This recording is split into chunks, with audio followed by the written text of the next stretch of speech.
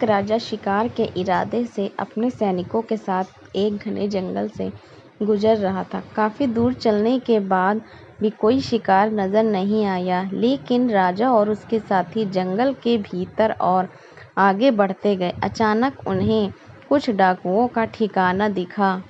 जैसे ही वह ठिकाने के करीब पहुंचे, एक पेड़ पर बैठे तोते की आवाज गूंजने लगी, पकड़ो पकड़ो, एक राजा आ रहा है, इसके पास बहुत सा धन है, लूट लो, जल्दी आओ। तोते की आवाज सुनते ही डाकू राजा की तरफ दौड़ पड़े। उन्हें आते देख राजा और उसके सैनिक घबरा कर भाग खड़े हुए। बहुत दूर भागने के बाद राजा ने देखा कि एक बड़ा पेड़ सामने था। थकान से चूर राजा और उसके साथी कुछ देर आराम करने के लिए उस पेड़ के पास गए। वहां पहुंचते ही पेड़ पर बैठे एक और तोते की आवाज सुनाई दी, आइए राजन, हमारे साधु महात्मा की कुटी में आपका स्वागत है, अंदर आइए, पानी पीजिए और विश्राम कीजिए। इस बात को सुनकर राजा हैरान रह गया।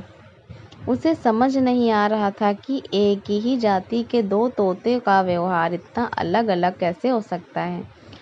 राजा ने सोचा और फिर साधु की कुटिया की ओर बढ़ गया। वहां जाकर साधु को महात्मा को प्रणाम किया और सारी घटना विस्तार से सुनाई।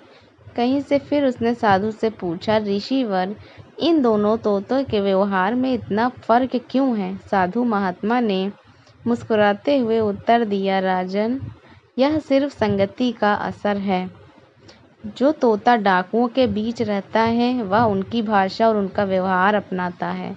वही जो तोता साधु संतों के साथ रहता है वह शांति और स्नेह की बातें करता है। जैसा संग वैसा रंग। जो जिस माहौल में रहता है वह वैसा ही बन जाता है। इसी तरह मूर्ख भी अगर विद्वानों की संगति में रहता है तो कुछ न कुछ ज्ञान अवश्य प्राप्त करता है, और यदि विद्वान मूर्खों के साथ रहना शुरू कर दे तो धीरे धीरे उसकी बुद्धि भी क्षीण हो जाती है। इसीलिए हमेशा अच्छी संगति का चुनाव करना चाहिए। राजा इस बात को समझ गया और मन ही मन निर्णय लिया कि वह भविष्य में संगति को बहुत ध्यान